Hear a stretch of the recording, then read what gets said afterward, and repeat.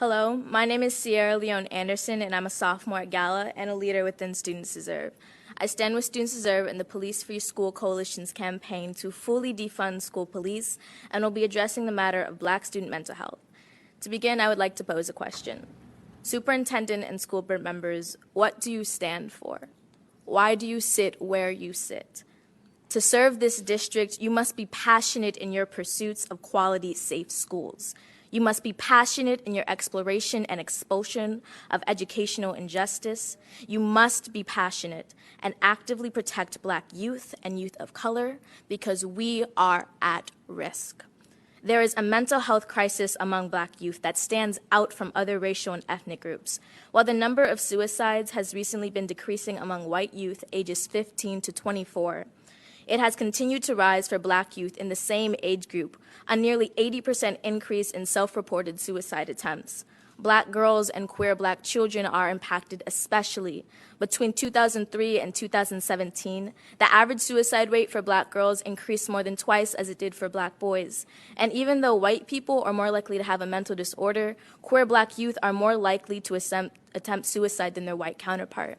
In 2020, the world saw an influx of media recording and reporting Black death.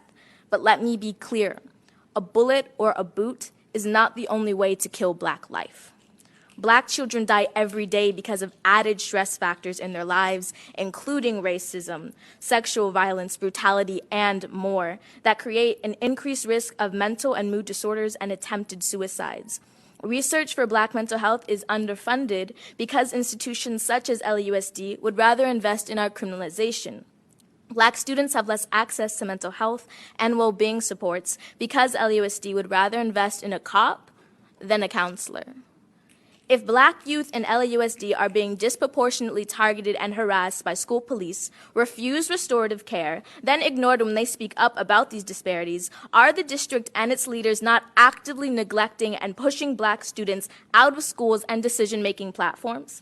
And I ask you, how then are Black youth to see themselves as valued and served members of this district? We have been telling you for years, we don't need cops on campus. We need PSWs, art programs, wellness spaces, and other supports that are going to center our mental health.